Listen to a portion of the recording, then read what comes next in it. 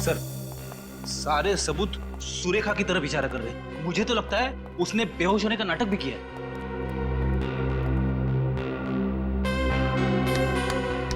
उठ, उठ। ये लो, ये तो सपनों की दुनिया में। इसे अभी हकीकत की दुनिया में ले आते हैं। उठो, उठो। ड्यूटी पर सोने का पगार मिलता है क्या तुम्हें? नहीं नहीं सर, इसे तो सपने देखने का पगार मिलता है। क्या है, आप लोगों को हॉस्पिटल में रात को चेकिंग करने का पगार मिलता है? एक तो चोरी, ऊपर से सीना चोरी। हाँ? चोरी? कौन सी चोरी? मैंने कौन सी चोरी की? काम चोरी, काम चोरी किए तुमने।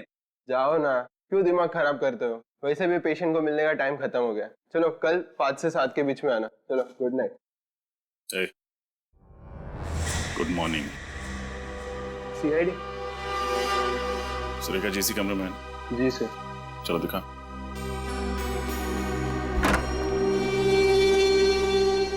बेड तो खाली, सुरेखा कहाँ?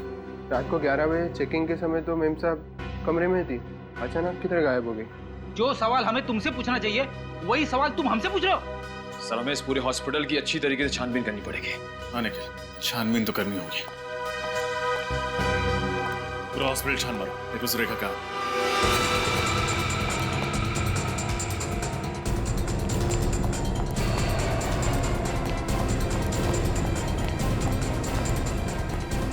सिर्फ चेक कर लिया लेकिन सुरेखा नहीं मिली सर।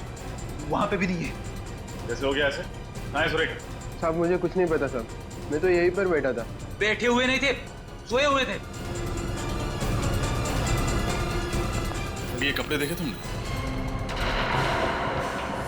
ऐसे ही कपड़े हॉस्पिटल में हर मरीज को दिए जाते हैं। हाँ सर। अगर सुरेखा के हॉस्पिटल वाले कपड़े ये हैं तो यहाँ क्या कर रहे हैं?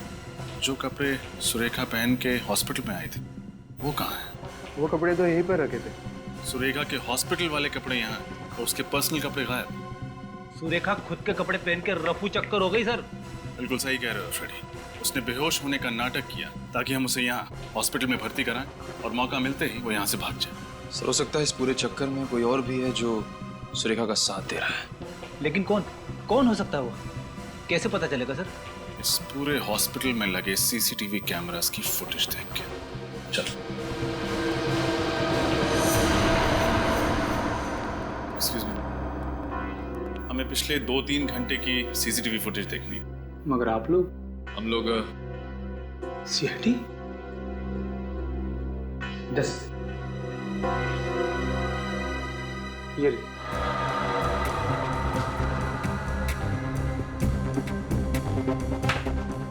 ये रही सुरेखा, मगर इसके हाथ में तो खुद के कपड़े हैं। और ये ऐसे चल रही है जैसे इसमें कोई जान ही नहीं है। शायद इस कमरे के अंदर वो कपड़े बदलने गई। मगर ये काम तो वो अपने कमरे में भी कर सकती थी ना। हाँ फ्रेडी, यही तो मैं सोच रहा हूँ।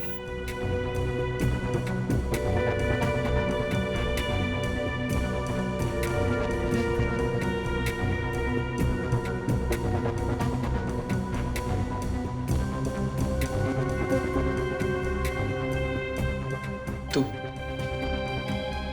ये सुरेखा तो हॉस्पिटल के गेट से बाहर चली गई। सुरेखा को अचानक हुआ क्या और हॉस्पिटल से निकल के वो गई कहाँ? पता नहीं किसकी नजर लग गई हमारी बेटी की खुशियों पर। उसका तो हंसता खेलता परिवार उजड़ गया।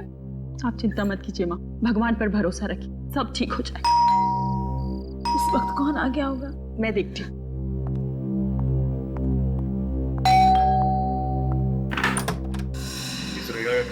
जी, लेकिन वो तो इस वक्त हॉस्पिटल में है। थी, अब नहीं है। हॉस्पिटल में नहीं है तो कहाँ है? ये आपको पता होना चाहिए। पूरे घर की अच्छी तरह तलाशी। अरे तलाशी? एक सेकंड, ऐसे कैसे आप तलाशी ले सकते हैं? आप लोग हैं कौन? सीआईडी।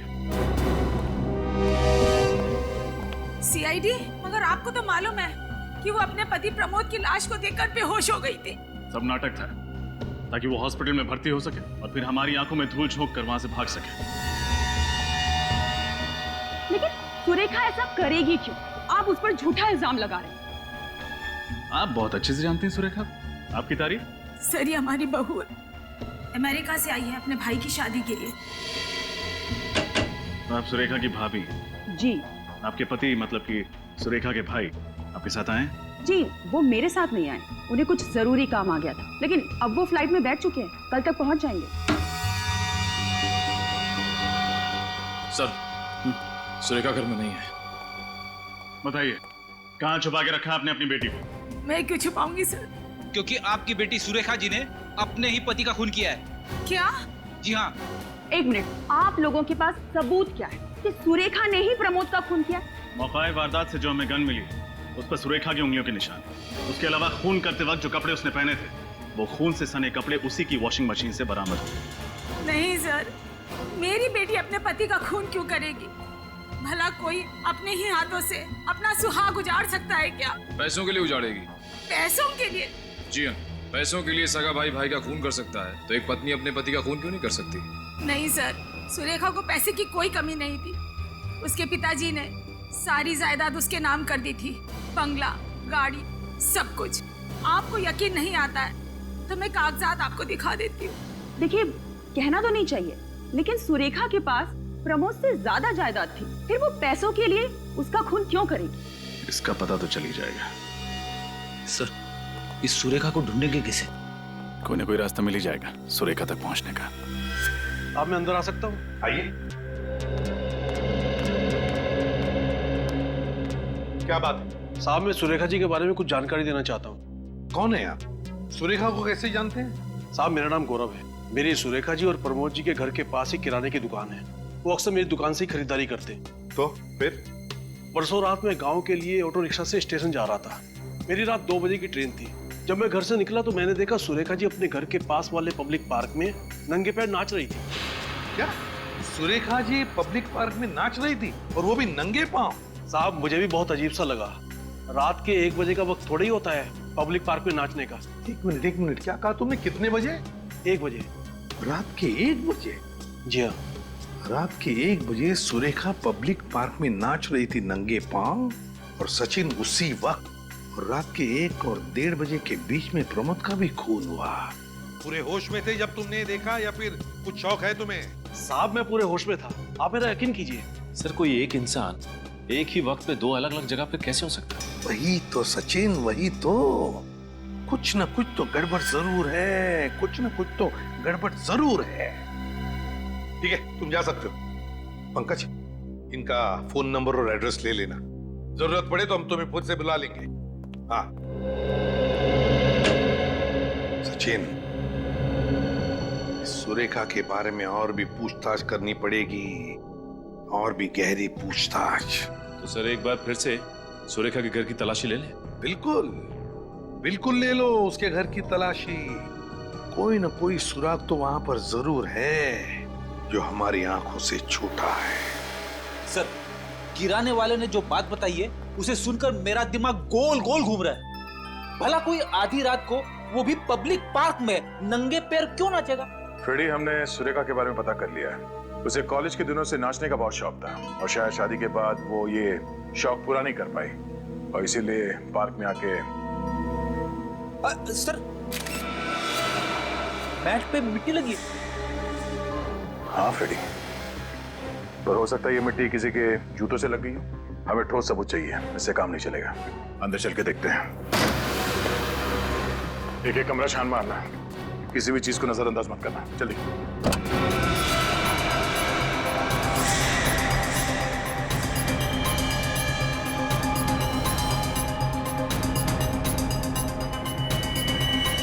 काला सलवार,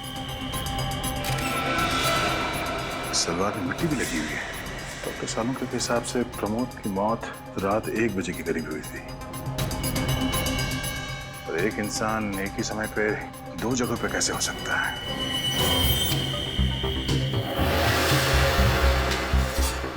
या तो वो अपने पति का खून करके सबूत मिटा रही होगी, या फिर पार्क में डांस कर रही होगी। अब ये क्या चक्कर है? सर, सुरेखा की मेडिकल फाइल मिली है। अच्छा, ये क्या? ये सुरेखा रात सोने से पहले सिस्टोपैम टैबलेट खाती थी। ये सिस्टोपैम क्या है? डॉक्टर सालू के ही बताएंगे। डॉक्टर साहब, फिलहाल आप ये बताइए कि ये सिस्टोपैम नाम का जो टैबलेट है, ये किस चीज के लिए ली जाती है? हाँ ठीक है सर। क्या हुआ? टैबलेट सिस्टोपैम एंटी डिप्रेसेंट है।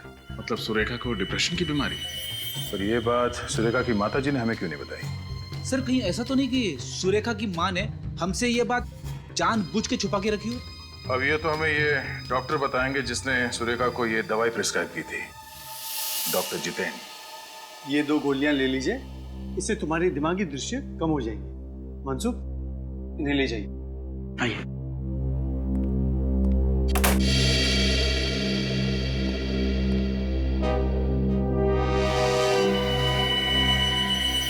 आप लोग अंदर कैसे आ गए? अपॉइंटमेंट ली? सॉरी आपको परेशान करने के लिए, दरअसल आपसे बहुत जरूरी काम था, इसलिए बिना अपॉइंटमेंट ही अंदर चले आए। कौन है आप लोग? मुझसे क्या चाहते हैं? हम लोग सीआईडी से, हमें आपकी पेशेंट सुरेखा के बारे में कुछ जानकारी चाहिए। सुरेखा? पूछिए, क्या पूछना है? आपने ही सुरेखा को ये एंटी डिप्रेसेंट टैबलेट सेस्टेपैम दिया था ना? हाँ, ये मैंने प्रिस्क्राइब की थी। डॉक्टर साहब क्या आप बता सकते हैं कि सुरेखा को कौन सी बीमारी थी?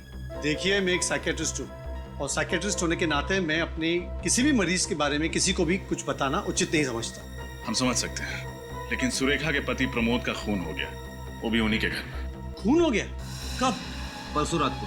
परसों रात को? और हमेशा के कि सुरेखा ने अपने पति का खून किया, और खून करने के बाद वो गायब हो गए। जी हाँ, दरअसल बात यह है कि सुरेखा हमारे सामने बेहोश हो गई और जब हमने उसे अस्पताल में भर्ती किया तो वो अस्पताल से भाग गई। भाग गई? डॉक्टर साहब अगर आप हमें बता देंगे कि सुरेखा को क्या बीमारी है तो हमें केस सॉल्व करने में आसानी हो। देखिए, मैं कैसे? देखिए प्लीज, आप बताएंगे आपने उसे ये एंटी डिप्रेसेंट क्यों दी थी? क्या उसे किसी किस्म का डिप्रेशन था? जी, सुरेखा को डिप्रेशन नहीं था।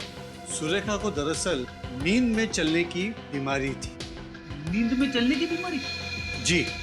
सर कहीं ऐसा तो नहीं कि सुरेखा ने नींद में ही अपने पति का खून कर दिया?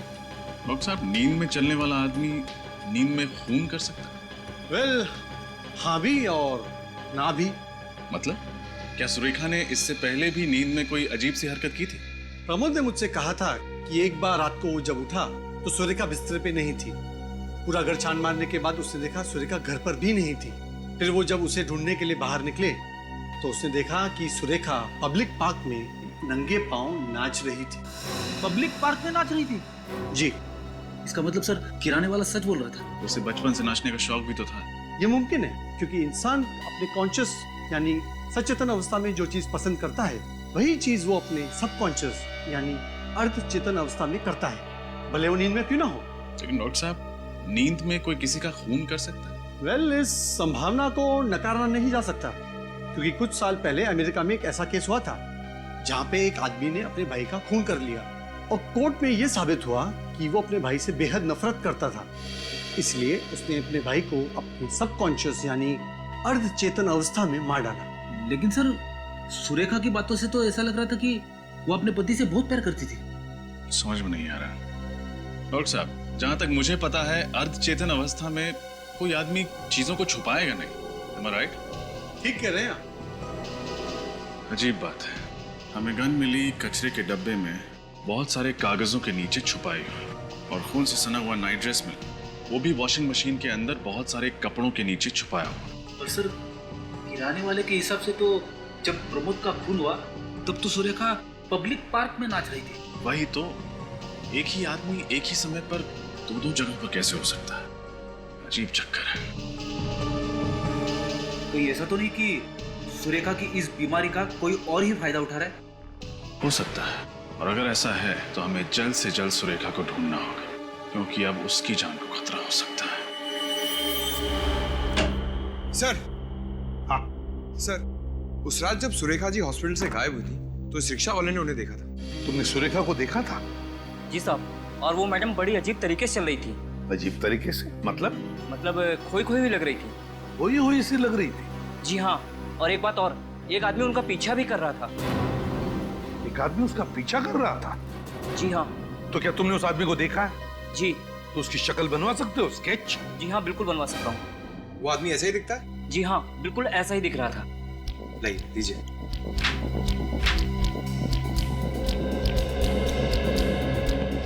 सर, हाँ, ये लीजिए स्केच।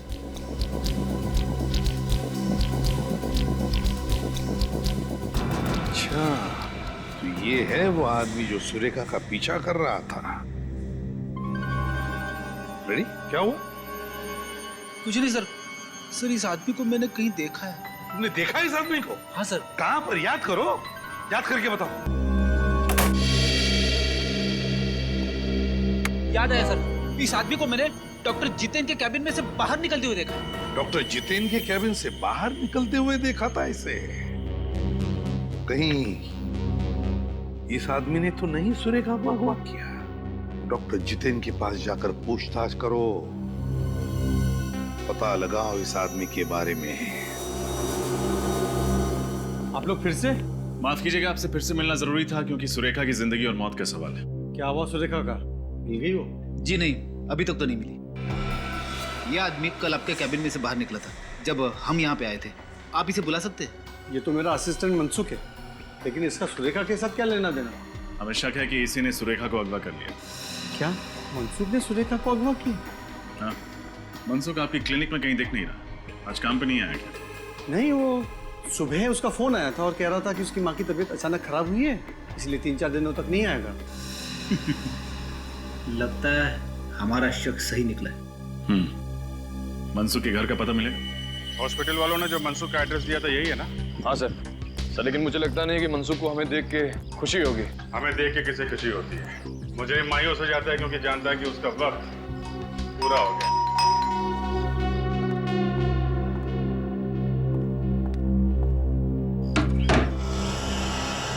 मनसुख है घर में?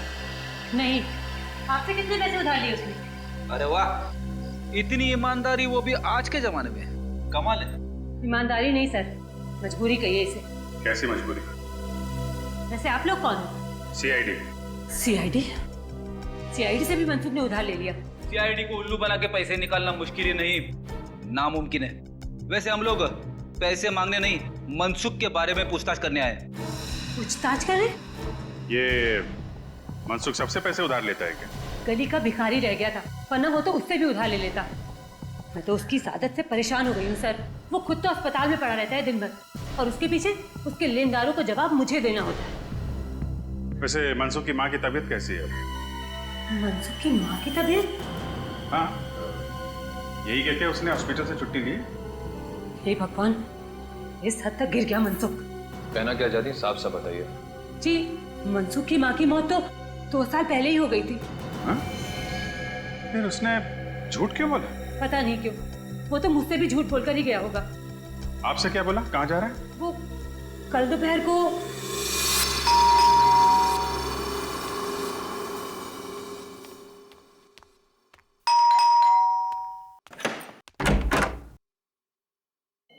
आ गए तुम? कब सुधरोगे तुम?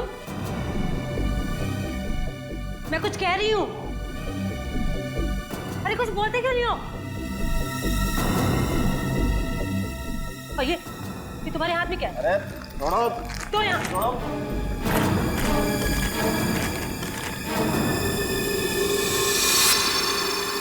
इतने सारे पैसे अब चोरी भी शुरू कर दी है क्या तुमने? यहाँ पे मैं तुम्हारे कर्जदारों से परेशान हो गई हूँ और तुम। अरे अपनी बकवास बंद करो, जाओ जाओ जाके मेरा सामान पैक करो, मुझे दिल्ली जाना है। दिल्ली जाना है? क्यों जाना है?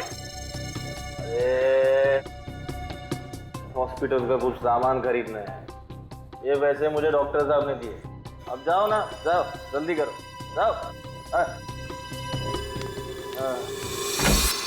हॉस्पिटल से कह के गया कि माँ की तबीयत खराब है, इनसे बोल के गया कि दिल्ली जा रहा है हॉस्पिटल का सामान लाने।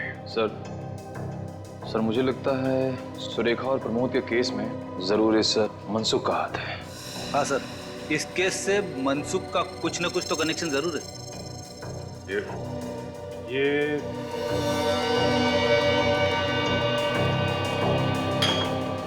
शराब की बोतलें। इस मनसुख को शराब पीने की आदत है क्या? जी सर, जब तक 2 बोतल देसी दारू न पी ले उसे नींद ही नहीं आती है। अपनी सारी कमाई वो दारू में ही उड़ा देता है। यहाँ तक कि मेरे पिताजी ने उसकी नौकरी लगवाई कलकत्ता में, उसने जाने से मना कर दिया। मना कर दिया? क्यों? क्योंकि उसकी मनपसंद देसी दारू यही मिलती, मुंबई में। सर सुरेखा को अगवा करके जो पैसे मनसुख को मिले हैं वो पैसे उसने देशी दारू पे ही उड़ाए होंगे। रेडी? देशी दारू हाँ सर, मुंबई में जितने भी देसी दारू के अड्डे हैं वहीं पे जाना पड़ेगा। जाना तो पड़ेगा, मगर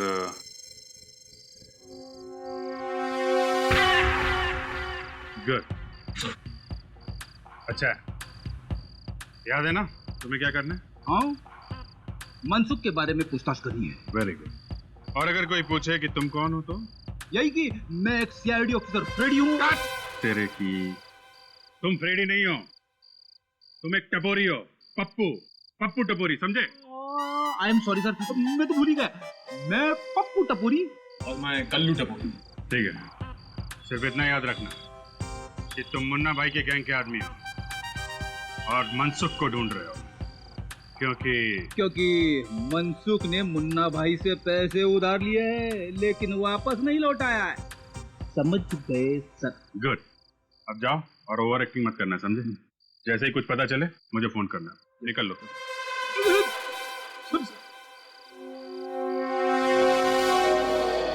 आई सुन, इस बंदर को पहचान देगा? भाई साहब, इसे देखा है क्या? ये अपन के एरिया का नहीं है। ध्यान से देख, पहचानेगा तो माल मिलेगा ना। अरे ठीक से देखो ना, तुम भी देखो ना। अरे बाबा, बोला ना, आपने पी रखी है क्या?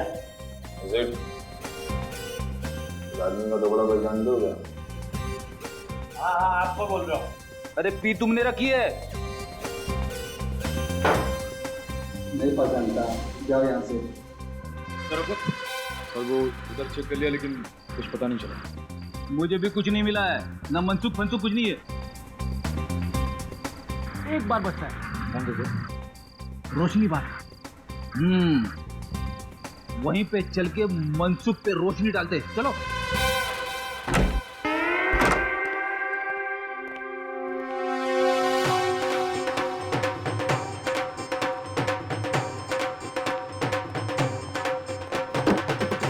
अरे फटाफट बोल, क्या चाहिए? मौसमी, नारंगी, अंगूरी? ये आदमी चाहिए। हम यहाँ शराब बेचते हैं, इंसान नहीं। अब आया है तो पतली गली से निकल लो, नहीं तो लेने के देने पड़ जाएंगे। हाँ।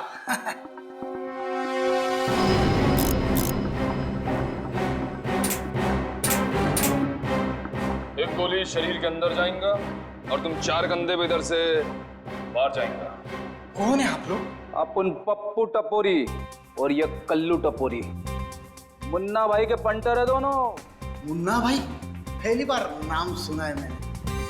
बड़ा डेंजर आदमी है, लोग उसका नाम लेने से डरते हैं। कोई उसका नाम लेगा नहीं तो तुम सुनेगा कैसे?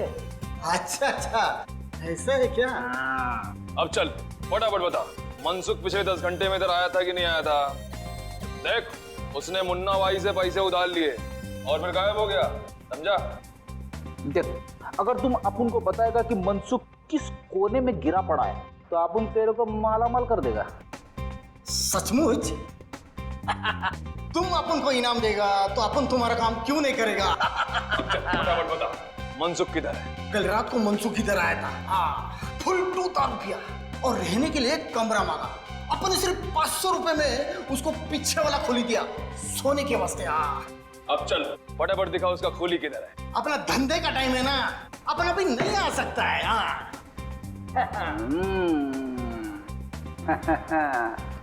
अभी नहीं तो कभी नहीं। वाह, वो नहीं तो हो गया। आइए दिखाता हूं मैं आपको। नारंगी, मौसम्बी, कुछ भी पिला दे, सोडा नहीं तो पानी पिला दे। ना ना ना, ना सोडा ना पानी, अपन को तो सिर्फ दारू पिला दे। आज तो अपन फटे तक दारू पिएगा। बहुत सारा माल है अपने पास, बहुत सारा। कौन है?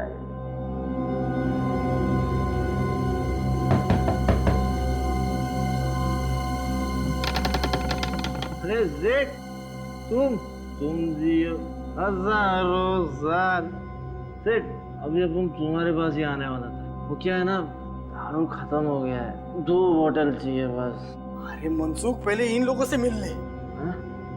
कौन है लोग? यहाँ क्या कर रहे? सेठ, मैंने तुमको एक कमरे का पूरा भाड़ा दिया है, वो भी एडवांस में। इस कमरे में से मैं ही रहूंगा। हाँ। अरे मनसुख, तेरी बकवास बंद कर और इनकी बात मान ले। जो मानो इनकी बात में?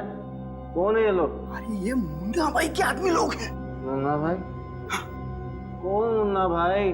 वही मुन्ना भाई जिससे तूने पैसे उधार लिए थे। अरे इनके पैसे लौटा दे वरना तेरे हड्डी पसली एक कर देंगे ये। लेकिन मैं किसी मुन्ना भाई को जानता ही नहीं, ना मैंने किसी मुन्ना भाई से पैसे उधार लिए। देखिए, आप लोगों को कोई गलत फहमी हुई है, आप लोग जाइए जाइए। आप जाएंगे, लेकिन पहले तुझे साथ लेके जाएंगे सीआईडी ब्यूरो। सीआईडी? आप लोग सीआईडी से? हे भगवान, कहाँ फंस गया मैं। लोगों को दारू पिला के उनके घर बर्बाद करते हो, तुम्हारा तो भविष्य हम बर्बाद करेंगे। सीआईडी वाले को क्या हुआ? मैंने कोई गुनाह नहीं किया है, कोई गलत काम नहीं किया मैंने। सब याद आ जाएगा, पहले तुम्हारा नशा उतारना पड़ेगा। सुरेखा को किडनैप किया, उसके पति का खून किया तूने? नहीं सर, तो प्रमोद के खून से मेरा कोई लेना देना नहीं है सर। मैं कसम खाकर कह रहा हूँ, मुझे इस बारे में कुछ नहीं पता सर। अच्छा, तो जब सुरेखा हॉस्पिटल से बाहर गई तब तुमने उसका पीछा क्यों किया? सर, सुरेखा को नींद में चलने की बीमारी थी, उन्हें पता था कि वो रात को नींद में चलकर हॉस्पिटल से बाहर आएगी, इसलिए उन्होंने मुझे पीछा करने को कहा सर। किसने? कौन था वो आदमी? सर, करीब 25-27 साल का आदमी था, उसका कद छोटा था सर। नाम? मुझे उसका नाम नहीं पता सर। सर, उसने मुझसे कहा कि वो सुरेखा का दोस्त है और वो सुरेखा की सुरक्षा की चिंता करता है सर। तो तुमने ये काम उसकी मदद के लिए किया है? तो ये दारू के पैसे कहाँ से आए? कर्जदारों के पैसे कहाँ से चुकाने वाले थे तुम? मैं मानता हूँ कि मैंने ये काम पैसों के लिए किया, पर सर मैंने किसी का खून नहीं किया है सर। सर, सुरेखा को बंगले में छोड़ने के बाद मुझे सुनने में आया कि सुरेखा के पति प्रमोद का खून हो गया है। सर, सीआईडी वालों को सुरेखा पर शक है। मैं डर गया था सर, मुझे लगा कि जब तक ये मामला ठंडा नहीं हो जाता मैं पैसे लेकर कुछ दिनों के लिए गायब हो जाता हूँ। तो बस सर, मैंने कुछ नहीं किया है सर। सर, आपको लगता है आदमी सच बोल रहा है? 25-27 साल का छोटे कद का आदमी जो अपने आप को सुरेखा जी का दोस्त कहता है, कौन आ सकता है? उसने इस काम के लिए तुम्हें क्यों चुना? क्योंकि सर, मैं साइकोलॉजिस्ट डॉक्टर जितिन की क्लिनिक में कई सालों से काम कर रहा हूँ। मुझे मालूम था कि सुरेखा उनकी पेशेंट है, मैं उनकी बीमारी से अच्छी तरह से वाकिफ था और सर वो मुझे पहचानती थी, इसलिए मुझे पता था कि जब वो जागेगी वो मुझे देखकर चौंकेगी नहीं। क्या मतलब है तुम्हारा? दरअसल सर, ऐसे मरीज नींद में कहीं भी चले जाते हैं और जागने के बाद अगर वो अपने आप को किसी अनजान जगह या अनजान लोगों के बीच पाते तो बौखला जाते सर वो। और सुरेखा मुझे जानती थी, इसलिए मुझे पता था कि ऐसी कोई तकलीफ नहीं होगी सर। इस वक्त सुरेखा कहाँ है? सर, मुझे नहीं पता, मुझे कुछ नहीं पता सर। सर, उस आदमी ने मुझे कहा कि सुरेखा जी जब जाग जाए तो उसे समझा बुझाकर एक बंगले में छोड़कर आना। सर, उसके बाद क्या हुआ मुझे कुछ नहीं पता सर, मैं सच कह रहा हूँ। सर, कहीं सुरेखा अभी भी उस बंगले में तो नहीं है? कहाँ है वो बंगलो जहाँ तुमने सुरेखा को छोड़ा था?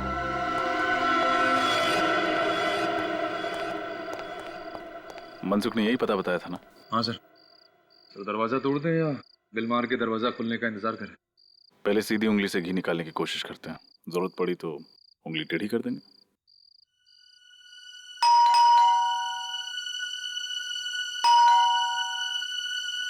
दरवाजा तो खुल नहीं रहा है, उंगली टेढ़ी करे। लेकिन दरवाजा तोड़ेंगे नहीं, कोई और रास्ता ढूंढते हैं अंदर घुसने का।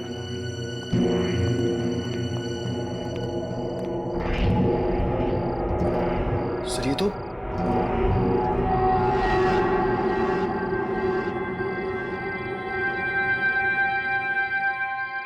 सुरेखा है। इसने तो हेडफोन लगा रखा। हाँ, ये कर क्या रही?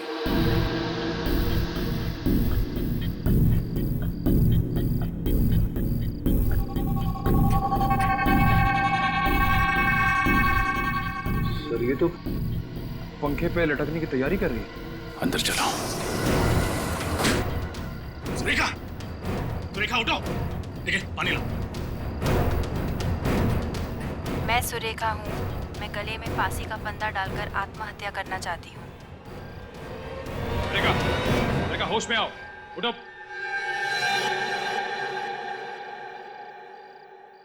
ये मैं क्या कर रही थी? आप फांसी लगाने जा रही थी। फांसी? जी हाँ, इस हेडफोन्स के जरिए आपको सम्मोहित किया जा रहा था। सम्मोहित? मैं सुरेखा हूँ। मैं गले में फांसी का फंदा डालकर आत्महत्या करना चाहती हूँ। मगर सर, ये आवाज तो सुरेखा की नहीं है, किसी और लड़की की है। हो सकता है ये जो कोई भी लड़की है वे नहीं चाहती कि सुरेखा जिंदा रहे और उसी ने इनके पति प्रमोद का खून किया। हो सकता है। ये सब क्या हो रहा है मेरे साथ? मुझे कुछ समझ में नहीं आ रहा। आप घबराइए मत, हम इस सब की तह तक पहुंचे।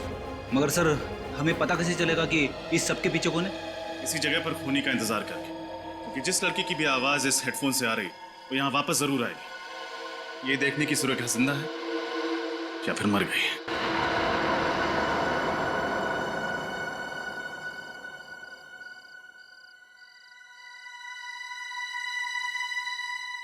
2 घंटे हो गए सर, अभी तक तो कोई नहीं आया। सब्र करो फ्रेडी, सब्र का फल मीठा होता है। सब मेरे साथ ही क्यों होता है? संभालिए अपने आप को सुरेखा।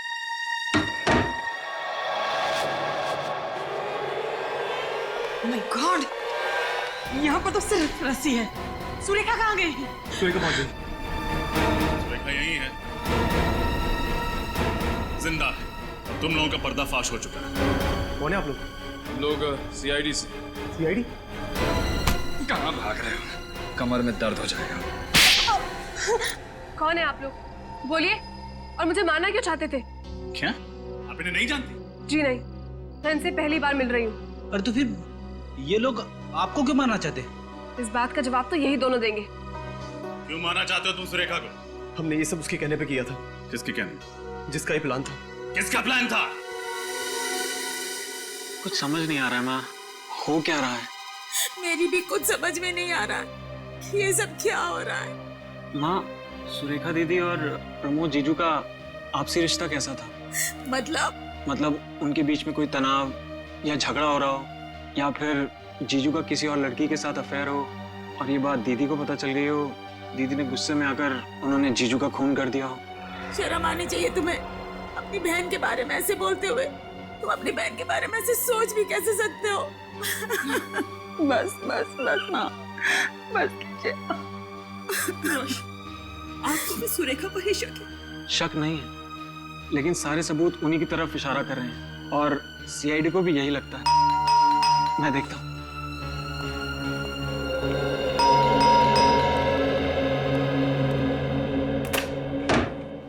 जी गई। मैं सीआईडी से। आप कौन? मैं सुरेखा का भाई रोशन। कहाँ है मेरी बच्ची? कुछ खबर मिली उसकी? पता चला, लेकिन क्या? लेकिन मुझसे बचा नहीं सके। बचा नहीं सके? कहाँ है सुरेखा? क्या हुआ उसको? उसने आत्महत्या कर ली। नहीं, ऐसा नहीं हो सकता। कह दो कि ये सब झूठ है। सुरेखा में छोड़ के ऐसा नहीं जा सकती। भगवान के लिए कह दीजिए कि ये सब झूठ है। भगवान ने आपकी बात सुन ली है। आप क्या कहना चाहते हैं? यही कि आपकी बेटी सुरेखा मरी नहीं है, जिंदा है। सुरेखा जी। माँ, मेरी बच्ची। भाभी, आप लोगों ने हमसे झूठ क्यों कहा? उसका जवाब है ये दोनों। आइए।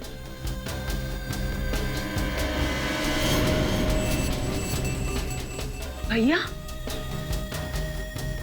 दीदी।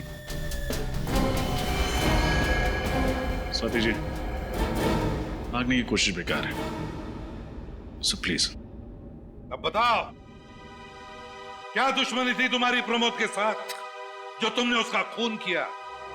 नहीं सर, प्रमोद से मेरी कोई दुश्मनी नहीं थी। मुझे तो परेशानी उस सुरेखा से थी। परेशानी? वो भी सुरेखा से? सुरेखा तो तुम्हारे पति की बहन है ना? परेशानी खड़ी की थी मेरे ससुर जी ने, जिन्होंने अपनी सारी की सारी जायदाद अपनी बेटी उस सुरेखा के नाम कर दी थी, और अपने बेटे यानी कि मेरे पति, उनको एक फूटी कौड़ी नहीं थी। जो बात मेरे बर्दाश्त के बिल्कुल बाहर थी। मगर प्रमोद ने क्या बिगाड़ा था तुम्हारा? उसका खून क्यों किया? क्योंकि मैं एक तीर से दो शिकार करना चाहती थी। एक तो प्रमोद का खून और दूसरा उसका इल्जाम सुरेखा पर। इससे सारा का सारा पैसा मेरे पति का हो जाता, सारी की सारी जायदाद मेरे पति को मिल जाती। और सुरेखा को नींद में चलने की बीमारी है, ये बात तुम्हें कैसे पता चली? मेरी होने वाली भाभी प्रिया, ये उसी हॉस्पिटल में काम करती थी जहां पर सुरेखा का इलाज चल रहा था। किसी ने उसे वहां देखा था और मुझे तुरंत बताया। मैंने ही इससे सुरेखा की बीमारी के बारे में और पता करने के लिए कहा था। वाह रे वाह प्रिया, वाह, अच्छा साथ दिया तुमने। और जैसे ही तुम्हें सुरेखा की बीमारी के बारे में पता चल गया, तुम्हारे दिमाग में वो घिनौना प्लान आ गया, है ना? हाँ, मैंने इंतजार किया उस रात का, जब सुरेखा नींद में चलते चलते सामने के पब्लिक पार्क में जाकर नंगे पांव नाचने लगे। फिर मैंने प्रिया और राजेंद्र की मदद लेकर प्रमोद का खून करवा दिया। प्रमोद पर गोली किसने चलाई? गोली राजेंद्र ने चलाई थी। तो फिर सुरेखा के उंगलियों के निशान पिस्तौल पे कैसे आए? मैं अच्छे से जानती थी कि सुरेखा जब नींद की अवस्था में चलते चलते बाहर जाएगी तो वो कपड़े जरूर बदलेगी, इसलिए मैंने उसके कपड़ों के ऊपर पिस्तौल रख दी थी और उसने वही किया जो मैं चाहती थी। उसने कपड़ों के ऊपर से पिस्तौल उठाई और उसकी उंगलियों के निशान उस पर आ गए। सब कुछ प्लान के मुताबिक चल रहा था, यहाँ तक कि सुरेखा के आत्महत्या का प्लान भी। पर पता नहीं आप लोग कहाँ से आ गए और सारा प्लान चौपट हो गया। चौपट तो तुम तीनों की जिंदगी हो गई। जिस दिन हम तुम्हारे प्लान के बारे में सब कुछ समझ गए, बस तुम्हारे मुंह से सुनना चाहते थे। अब शायद तुम तीनों को फांसी ही होगी, तब तक जेल की सलाखों के पीछे सड़ते बैठना।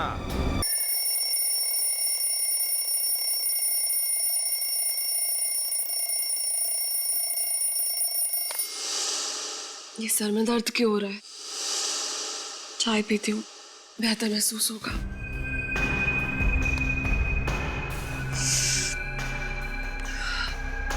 रामू, चाय बनी क्या?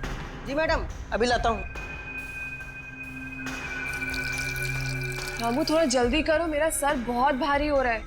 लाता हूँ मैडम। पता नहीं क्या हो रहा है मुझे।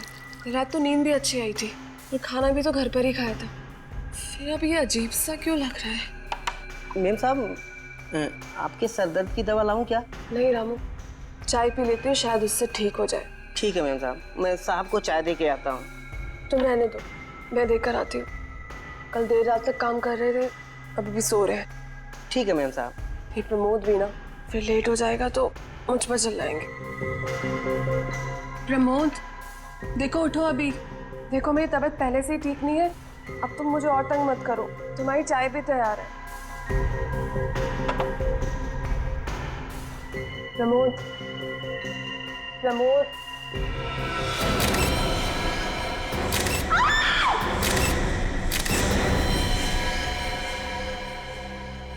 कैसे हो गया ये सब? मैम साहब, अपने आप को संभालिए, होनी को कौन टाल सकता है मैम साहब। लगता है काफी करीब से गोली मारी गई है छाती पे, और गोली लगते ही इसकी मौत हो गई। क्योंकि बेड से उतरने की भी कोशिश की हो, ऐसा देख के लगता तो नहीं कि हाथापाई के निशान नहीं है। ऐसा लगता है कि जब खूनी ने गोली मारी तब ये गहरी नींद में सोए हुए थे। तुम इस घर के नौकर हो रामू? जी साहब। यहीं रहते हो? नहीं साहब, पास वाली बस्ती में रहता हूँ साहब। सुबह 7 बजे आता हूँ, घर का काम करता हूँ साहब, खाना बनाता हूँ और रात को 7 बजे चला जाता हूँ। अंदर कैसे आया तुम? साहब, मेरे पास घर की डुप्लीकेट चाबी है जो मेम साहब ने मुझे बना के दी है। उसी से साहब मैं दरवाजा खोल के अंदर आता हूँ, क्योंकि कभी कभी साहब और मेम साहब देर से उठते हैं। तो तुम्हारे पास इस घर की डुप्लीकेट चाबी भी है? जी साहब। तो जब तुम घर के अंदर दाखिल हुए तो कुछ अजीब दिखा घर के अंदर, या फिर घर के बाहर किसी को देखा जो गड़बड़ लगा? नहीं साहब, कल 7:30 बजे काम करके मैं चला गया था साहब। साहब और मैम साहब दोनों लोग टीवी पे फिल्म देख रहे थे और जब मैं सुबह आया तो साहब और मेम साहब दोनों लोग सो रहे थे साहब, और मैं रसोई में चला गया काम करने के लिए। सर यहाँ पे तो कुछ नहीं है। कुछ नहीं है, पूरी घर की तलाशी लेते हैं, चलो।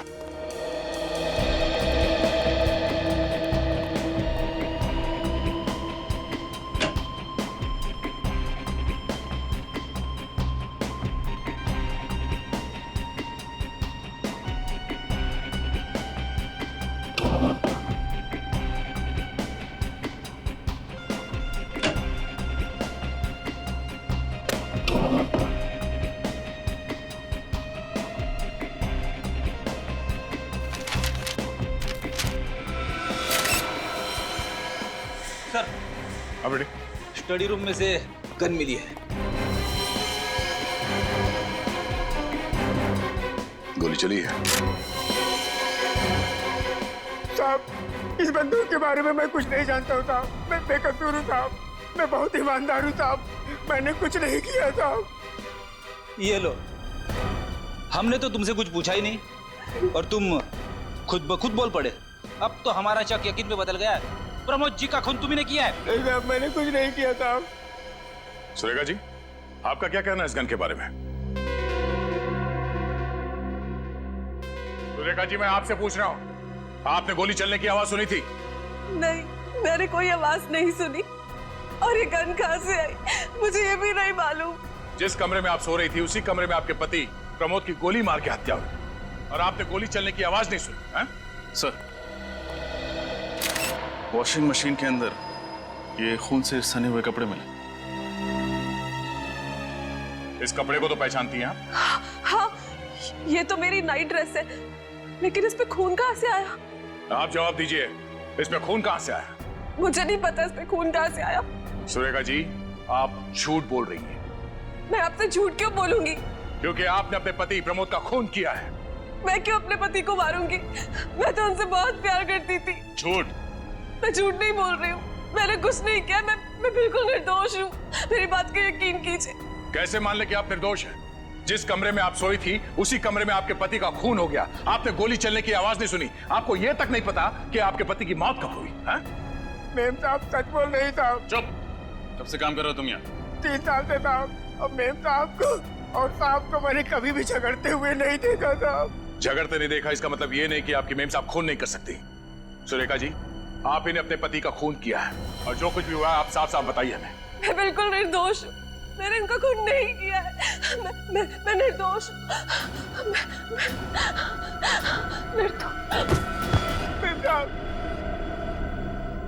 ये क्या? ये वाकई बेहोश हो गई है या बेहोश होने का नाटक कर रही है? एक काम करो, इन्हें अस्पताल लेके जाओ। सारे सबूत और प्रमोद की लाश को फॉरेंसिक लैब भिजवा दो। मेरा शक एकदम सही निकला। ये गोली जो प्रमोद के शरीर में से मिली है, ये इस पिस्टल से चली है और इस पिस्टल पर सुरेखा की उंगलियों के निशान है। क्या? सुरेखा के? और इस नाइट ड्रेस पे जो खून लगा है वो किसका है? ये खून भी प्रमोद का ही है। अच्छा, इसकी मौत कितने बजे हुई थी? रात तकरीबन 1 से 1:30 बजे के बीच। मतलब प्रमोद का खून सुरेखा ने किया है? लग तो कुछ ऐसे ही रहा है। हॉस्पिटल चलकर इस